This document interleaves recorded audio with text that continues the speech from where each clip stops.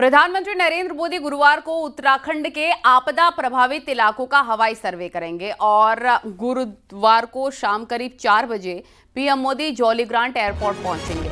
Airport पर ही आपदा प्रभावितों से मुलाकात करेंगे और इसके बाद पीएम मोदी प्रभावित इलाकों का हवाई सर्वे करेंगे। उसके बाद शाम 6:45 बजे एयरपोर्ट पर ही समीक्षा बैठक करेंगे। पीएम मोदी के दौरे को लेकर तैयारियां पूरी हो गई हैं और मुख्यमंत्री धामी तैयारियों को देखने के लिए जॉलीग्रांट एयरपोर्ट पहुंचे हैं और व्यवस्थाओं को देखा है, जरूरी दिशा निर्देश भी दिए हैं। सीएम धामी ने कहा है कि पीएम मोदी का उत्तराखंड से काफी लगाव है और यही कारण है कि आपदा के मुश्किल हालात में भी पीएम का साथ उत्तराखंड को मिल रहा है। उन्होंने कहा है कि पीएम के आने से राहत कार्यों को बल मिलेगा और प्रभावितों का मनोबल बढ़ेगा।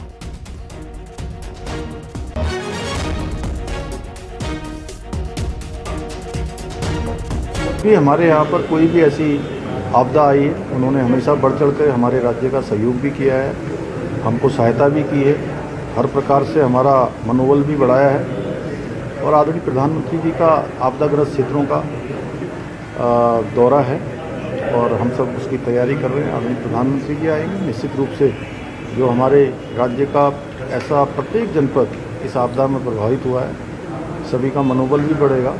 और निश्चित रूप से केंद्र की टीम भी पहले ही आ गई है, वो टीम यहाँ का पूरा सर्वे कर रही है, आकलन करके हमको जैसे जोशीमठ में अन्य आपदाओं में भारत सरकार की तरफ से सहयोग मिला है, इसमें भी निश्चित रूप से हमको सहयोग मिला है। उत्तराखंड में आपदा के बाद नुकसान का आकलन करने आई केंद्रीय टीम राज्य का दौरा कर लौट चुकी है। माना जा रहा है कि गुरुवार को प्रधानमंत्री के उत्तराखंड दौरे के बाद नुकसान की भरपाई को लेकर बड़ी घोषणा हो सकती है। हालांकि इस बीच हिमालयी इलाकों के लिए अलग नीति की मांग एक बार फिर से सामने आने लग गई है। देखिए रिपोर्ट।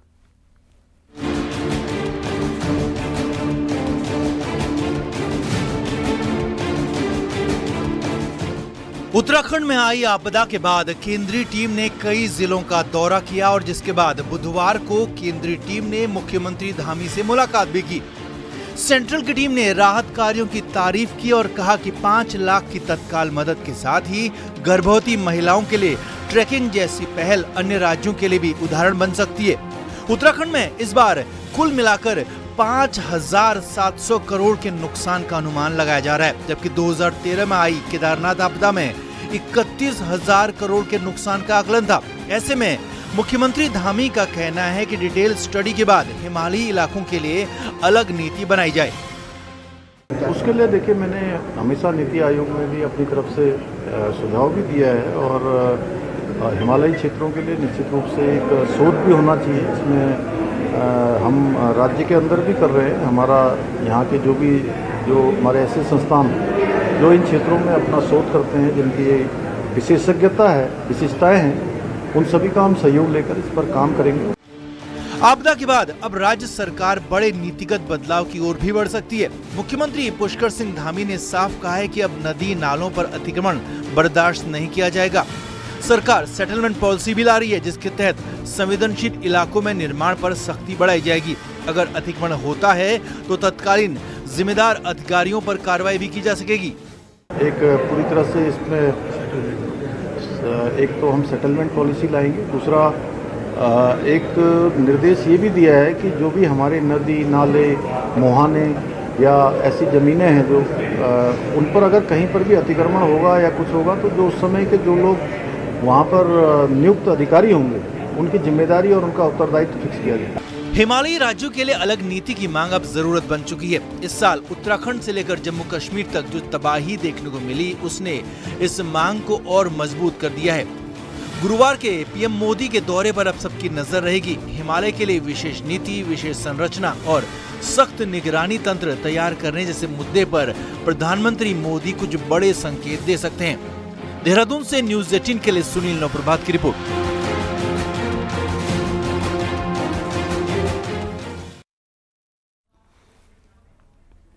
उत्तरकाशी में गंगोत्री हाईवे एक बार फिर से बंद हो गया है। धरासू के पास गंगोत्री हाईवे बंद है। यहां पहाड़ी का बड़ा हिस्सा टूटकर सड़क पर आ गया है। इसकी वजह से आवाजाही भी काफी ज्यादा बाधित हो गई है।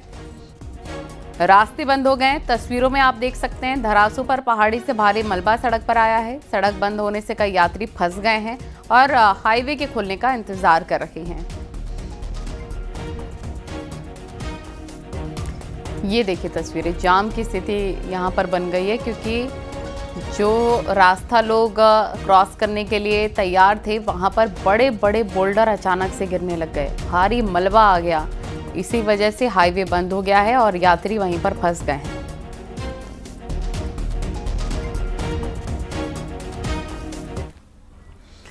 रामनगर के कोटाबाग में एक बाइक सवार नदी के तेज बहाव में बह गया। निहाल नदी को पार करने की कोशिश में बाइक सवार बह गया। काफी दूर तक बाइक के साथ युवक बहता रहा, फिर वहां मौजूद लोगों ने बाइक सवार को बचा लिया और फिर एक बड़ा हादसा टल गया। दरअसल बाइक सवार धापला गांव से आ रहा था और उस गांव में आने जाने के लिए निहाल नदी को पार करना पड़ता है, लेकिन आजकल नदी में काफ़ी पानी बढ़ा हुआ है, इसकी वजह से बाइक सवार बह गया।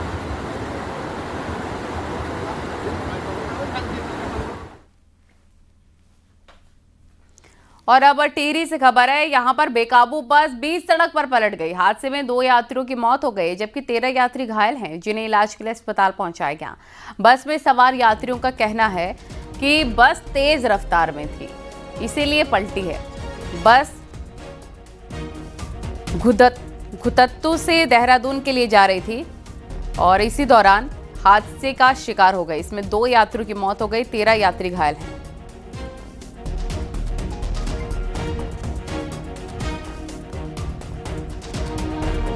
तुम्हारा क्या नाम है? सुदाम। सुग्राम? सुदाम। अच्छा, और कौन लोग थे? कितने लोग थे बस में सवारी? 10-15 होंगे, 15 तो हुए ज़्यादा नहीं। 15 सवारी थी। 15-20 सवारी। अच्छा, ध्यान नहीं दिया, हम तो पीछे थे। अच्छा, 15-20 सवारी थी। अच्छा, कैसे पलटी? कुछ मतलब स्पीड में? स्पीड भी थी नहीं, ज़्यादा पता नहीं चला इसमें। अच्छा, ठीक है। देहरादून में आज धामी कैबिनेट की अहम मीटिंग हुई है। सचिवालय में सीएम धामी की अध्यक्षता में हुई इस मीटिंग में 6 प्रस्तावों को हरी झंडी मिल गई है। इसमें देहरादून सिटी ट्रांसपोर्ट लिमिटेड का गठन होगा जो ई बसों के संचालन को कंट्रोल करेगा। इसके साथ ही पोल्ट्री फीड सब्सिडी की योजना को मंजूरी मिल गई है जिससे उत्तराखंड के 9 जिलों में पोल्ट्री फीड पर सब्सिडी मिलेगी। इसका फायदा करीब 1600 लाभार्थियों को मिलेगा। साथ ही महाधिवक्ता ऑफिस में 2 पदों को मंजूरी भी दी गई है। देहरादून शहर में ट्रैफिक व्यवस्था में सुधार हेतु देहरादून सिटी ट्रांसपोर्ट लिमिटेड नाम से एक स्पेशल पर्पज व्हीकल का गठन किया गया है। ये एक तरह की कंपनी है जो देहरादून में ई बसों का संचालन करने के लिए अधिकृत होगी और प्रधानमंत्री ई बस सेवा योजना के अंतर्गत ई बसों के संचालन के साथ साथ वर्तमान नगर बस सेवा का संचालन सुव्यवस्थित और सुगठित तरीके से ये करेगी।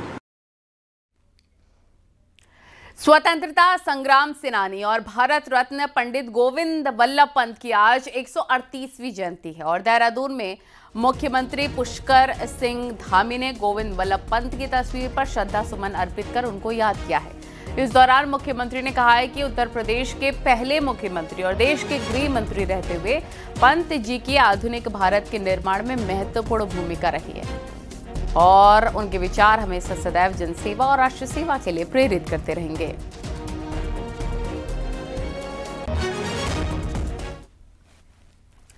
नेपाल के आंतरिक हालातों को देखते हुए उत्तराखंड में भारत नेपाल सीमा पर सुरक्षा अलर्ट है। नेपाल सीमा से लगे पिथौरागढ़, चंपावत और उधम सिंह नगर जिलों की सीमा पर विशेष सतर्कता बरती जा रही है। बॉर्डर पर चौकसी बरती जा रही है, लेकिन बॉर्डर पर आवाजाही जारी है। खुद कुमाऊं की आईजी रिदम अग्रवाल ने सीमावर्ती इलाकों का जायजा लिया है। नेपाल की उत्तराखंड से तकरीबन 250 किलोमीटर की सीमा लगती है और इस पर उत्तराखंड पुलिस के साथ थाने और एसएसबी की चौकियां भी आती हैं। ऐसे में स्टेट की खुफिया एजेंसियों के साथ ही आईबी भी अलर्ट मोड पर है। डेफिनेटली अभी फिलहाल जो सूचना मिली है, नेपाल के अधिकतर जनपदों में कर्फ्यू की स्थिति है जिससे मूवमेंट रिस्ट्रिक्ट हुआ है अनडाउटेडली। और हमने अपनी LIU को भी स्ट्रेंथन किया है। निरंतर हमारे पास इंटेलिजेंस इनपुट्स आ रहे हैं। साथ ही साथ जो हमारे वॉलंटियर्स हैं, चाहे वो ग्राम प्रहरी हों, ग्राम चौकीदार हों, उनको भी अलर्ट स्थिति में रखा गया है।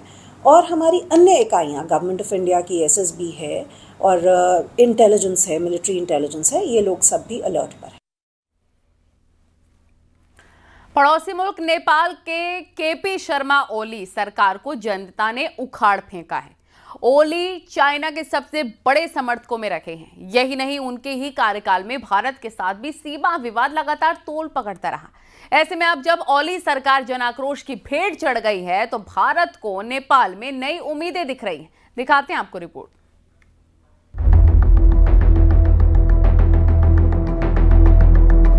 केपी ओली को चीन का कट्टर समर्थक माना जाता है। हाल में चीन में हुई SCO समिट में भी ओली ने अपना पुराना राग अलापा था। लंबे समय बाद शुरू हो रहे इंडो चाइना ट्रेड को लेकर भी ओली ने विरोध जताया था। यही नहीं, भारत के विरोध में ओली पूरी तरह चीन की गोद में जा बैठे। लेकिन अब नेपाल के बदले राजनीतिक हालात में कई उम्मीदें भी जन्म ले रही हैं। अगर नेपाल की बागडोर बेहतर हाथों में गई तो भारत के साथ रिश्ते तो बेहतर हो ही सकते हैं, साथ ही सीमा विवाद पर विराम लग सकता है। नेपाल भारत के बीच में संबंध में कोई फर्क आएगा ऐसा मुझे नहीं लगता है, क्योंकि नेपाल और भारत के बीच में जो संबंध है आदिकाल से चला आ रहा है। हाँ, नेपाल के बीच में जो राजनीतिक उथल पुथल हुआ है उसमें वो आंतरिक मामला है नेपाल देश। काला पानी को लेकर भारत और नेपाल में विवाद भले ही पुराना हो, लेकिन भारत के गुंजी, नाबी और कुटी गांवों पर नेपाल ने 2020 में दावा ठोका था। ये विवाद लिपुलेख दर्रे को जोड़ने वाली रोड के उद्घाटन के साथ ही खड़ा हो गया था। तत्कालीन केपी ओली सरकार ने जहां भारत के इलाकों को अपना करार दिया, वहीं नेपाल के राजनीतिक नक्शे में भी तीनों गांवों को शामिल किया गया।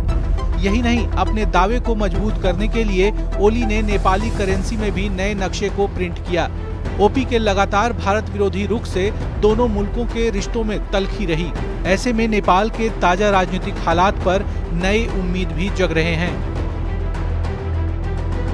कोई नई सरकार आएगी और वो सरकार किसी भी आपका, चाहे वो चाइना हो चाहे अमेरिका हो, उनके दबाव में अगर नहीं रहेगी तो भारत और नेपाल के रिश्ते भी अच्छे होंगे और सीमा क्षेत्र के जो हमारे बहुत सालों से जो विवाद चल रहे हैं सीमांकन के, इन विवादों को भी आपका विराम मिल सकता है। नेपाल के साथ भारत के रिश्ते सदियों तक अच्छे रहे थे, लेकिन बीते कुछ सालों में नेपाल की सियासत भारत विरोध पर केंद्रित रही है, जिसमें केपी ओली का सबसे बड़ा हाथ था।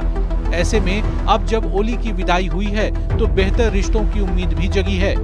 ये बात अलग है कि नेपाल में अभी भी बालेंद्र शाह जैसे भारत विरोधी मौजूद हैं, जिनके इर्द गिर्द ही ताजा विद्रोह ने जन्म लिया है। न्यूज़ 18 के लिए विजय वर्धन उप्रेती की रिपोर्ट।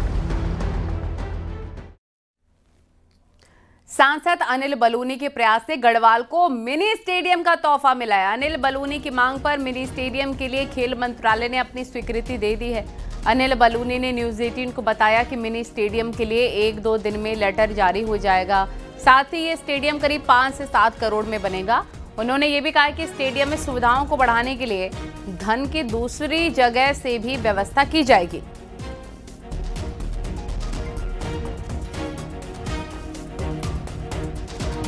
सभी साथियों को ये साझा करते हुए प्रसन्नता है कि आज ही उनका मुझसे मेरी बातचीत हुई थी और उन्होंने मुझे बताया कि वो है मुझे एक जो मिनी स्टेडियम है उसका उन्होंने स्वीकृति कर दी है।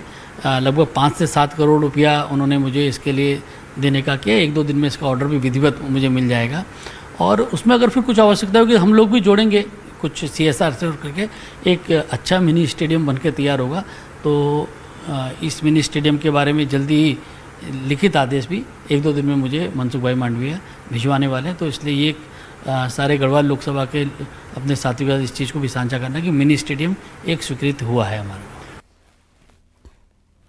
कोटद्वार के ऐतिहासिक स्थल कड़वाश्रम में पहुंची भारतीय पुरातत्व सर्वेक्षण की टीम ने गहन जांच की है। आश्रम में कुछ ऐसे पुरातात्विक अवशेष मिले हैं। इसके साथ ही 10वीं और 11वीं शताब्दी से जुड़ी अहम धरोहरें भी मिली हैं। सांसद अनिल बलूनी की पहल से अब बड़ी उम्मीदें जगी हैं। देखिए।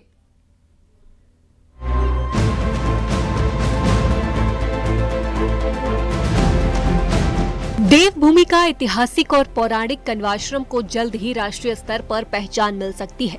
गढ़वाल सांसद अनिल बलूनी ने इसका जिम्मा उठाया। सांसद के प्रयास से भारतीय पुरातत्व सर्वेक्षण की 5 सदस्यीय टीम ने अपने आश्रम पहुंची और उसके आसपास के इलाके का सर्वेक्षण किया। इस दौरान कण्वाश्रम मंदिर में रखे पत्थरों पर बनी प्राचीन संरचनाओं को भी टीम ने देखा, जो 10वीं और 11वीं शताब्दी से संबंधित बताई जा रही हैं। टीम ने बताया कि इस शिला के अवशेष और मंदिर की शिल्पकला इस इलाके के समृद्ध इतिहास और संस्कृति को दर्शाते हैं। सभी लिए गए नमूनों का वैज्ञानिक परीक्षण कराया जाएगा। एक्सप्लोरेशन किया, उसमें ये देखने की कोशिश की कि भाई क्या यहाँ पर सांस्कृतिक विरासत रही होगी, कल्चरल सीक्वेंस क्या रहा होगा, यहाँ का पुरातात्विक अवशेष जैसे पोट्री वगैरह कुछ मिले हुए थे, वही हमने देखे थे, उसको लेके जा रहे हैं। फिर उसको थोड़ा स्टडी करा जाएगा, फिर उस आधार पे देखेंगे कि ये कितने साल पुराने हो सकते हैं। इस तरह से आज बड़ी ये प्रसन्नता की बात है कि ASI की टीम वहाँ एक प्राथमिक सर्वे करके आई है और मुझको लगता है कि आने वाले समय में ये और कई स्तर पे और भी किया जाएगा। उन्होंने उस स्थल को देखा और आने वाले समय पर अगर जरूरत पड़ेगी तो कहीं खुदाई करने की तो उसको भी आगे करेंगे।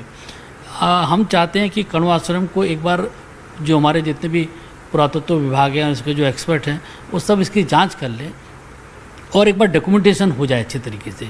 और जब ये पूरा काम हमारा हो जाएगा, इसके बाद इसमें एक जो हमको इसमें स्मारक बनाने की तैयारी करनी है और इसको पूरे विश्व के मानचित्र में लाने की तैयारी करनी है, उसको हम आगे बढ़ाएंगे।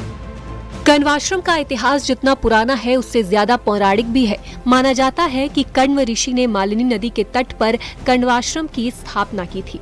उन्होंने ऋग्वेद के 8वें मंडल के अधिकतर मंत्रों की रचना की थी। उन्होंने एक स्मृति की भी रचना की थी जिसे कण्व स्मृति कहा जाता है। कण्व ऋषि ने सोमयज्ञ जैसे महत्वपूर्ण यज्ञों का भी संगठन किया था। माना जाता है कि कण्व आश्रम में हस्तिनापुर के शासक दुष्यंत और शकुंतला का विवाह हुआ था और इसी आश्रम में दुष्यंत शकुंतला के पुत्र भरत का जन्म हुआ, जो आगे चलकर एक चक्रवर्ती सम्राट बने और उनके ही नाम पर इस देश का नाम भारत पड़ा था। इसी आश्रम का जिक्र महाकवि कालिदास ने अपनी रचना अभिज्ञान शाकुंतलम में भी किया है। निश्चित रूप से कण्वाश्रम का ऐतिहासिक और पौराणिक रूप से महत्वपूर्ण है। सांसद अनिल बलूनी के प्रयास से कण्वाश्रम को राष्ट्रीय स्तर पर पहचान दिलाने की दिशा में ये सर्वे करना एक बड़ा कदम है। न्यूज़ 18 के लिए कोटद्वार से अनुपम भारद्वाज की रिपोर्ट।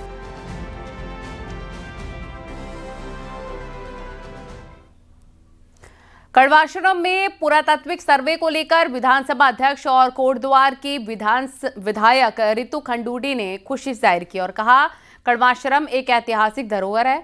भारत सरकार के द्वारा ASI की टीम भेजी गई है और इससे कण्वाश्रम के ऐतिहासिक और पौराणिक स्थल का संरक्षण किया जा सकेगा। उन्होंने उम्मीद जताई है कण्वाश्रम को विश्व स्तर पर एक नई पहचान मिलेगी। कण्व आश्रम कोटद्वार का एक ऐतिहासिक धरोहर है। आज भारत सरकार के द्वारा आर्कियोलॉजिकल सर्वे ऑफ इंडिया की टीम भेजी गई ताकि वो वहाँ सर्वे कर सकें और एक रिपोर्ट बना सकें, जिससे हम उस क्षेत्र का, उस ऐतिहासिक धरोहर का संरक्षण कर सकें और उसे विश्व पटल पर ला सकें। बद्रीनाथ धाम में PM मोदी के ड्रीम प्रोजेक्ट का मास्टर प्लान का काम चल रहा है। वहीं सोशल मीडिया पर मास्टर प्लान के कार्य के तहत पौराणिक शिला के टूटने की खबर फैलाई जा रही है। इसको लेकर तीर्थ पुरोहित समाज काफी नाराज है। उनका कहना है कि सोशल मीडिया पर इस तरह की अफवाह फैलाई जा रही है, जबकि पौराणिक शिला को किसी तरह की क्षति नहीं पहुंची है। आपको बता दें कि पिछले दिनों नाग, नागिन, नारद शिला, सुग्रीव शिला के साथ साथ अन्य शिला को तोड़ने की खबरें भ्रामक तरीके से फैलाई गईं, जिस पर पुलिस ने कुछ लोगों पर केस भी दर्ज किया है। जैसे कहा जा रहा है कि मंदिरों को तोड़ दिया गया है। अभी कुछ टाइम पहले कहा गया कि नाग नागिन जो मंदिर है उसको तोड़ दिया गया। जब स्थल पे जाके देखा गया तो कुछ भी ऐसा नहीं हुआ था। तो ये जो वीडियो बना रहे हैं, जो इस प्रकार की अफवाहें फैला रहे हैं, वो बिल्कुल भी ठीक बात नहीं है। मैं यही कहूँगा, किसी प्रकार से किसी शिला का हनन नहीं किया जा रहा है और जो भ्रामक प्रचार करते हैं उनके खिलाफ शासन प्रशासन, पुलिस प्रशासन, सभी धर्मावलंबी उनका पुरजोर विरोध करें। मैं अभी एक झूठी और भ्रामक वीडियो प्रसारित की गई सोशल मीडिया पर, जिसमें ये दिखाया गया कि जो वहाँ नाग और नागिन शिला है उसे तोड़ा जा रहा है। इसकी जब जांच की गई तो पाया गया कि ये कंप्लीटली झूठ है। और अब आपको दिखाते हैं पहाड़ टॉप 10 न्यूज।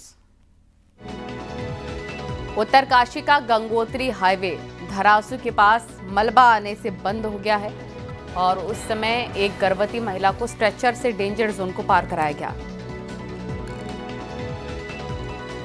रुड़की के पिरान कलियर में गायब युवक की 6 सितंबर को हत्या कर दी गई थी, जिसका शव गंग नहर से बरामद कर लिया गया है।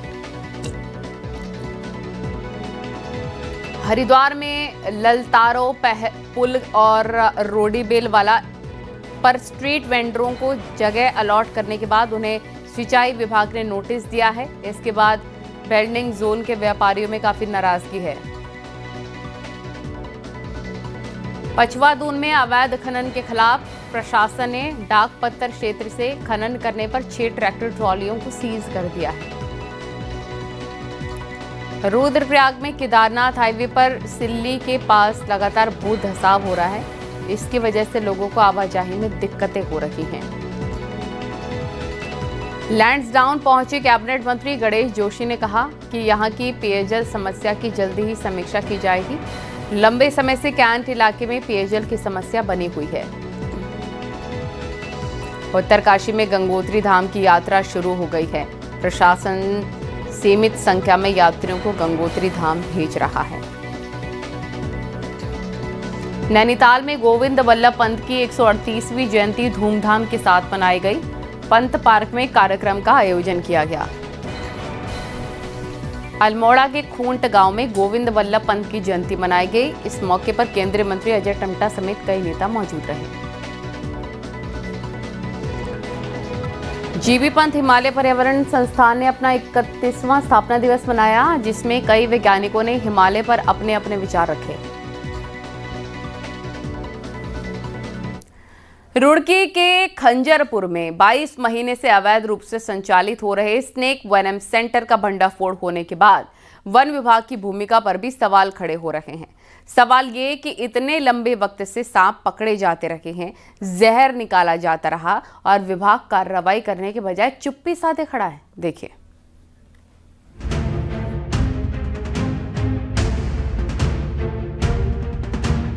ये तस्वीरें हैं रुड़की के खंजरपुर गांव की, जहां पिछले 22 महीने से एक अवैध स्नेक वेनम सेंटर चल रहा था। यहां कोबरा और रसेल वाइपर जैसे जहरीले सांपों से जहर निकाला जा रहा था, वो भी बिना किसी परमिशन के। सूचना मिलते ही जब वाइल्ड लाइफ एक्टिविस्ट की शिकायत पर छापा पड़ा तो वेनम सेंटर से 86 जिंदा सांप बरामद हुए। लेकिन सबसे बड़ा सवाल ये है, इनसे निकाला गया जहर कहां गया? यहां जहर से लेकर सांपों को पकड़ने और छोड़ने का कोई रिकॉर्ड नहीं मिला। सेंटर का संचालक अब फरार है।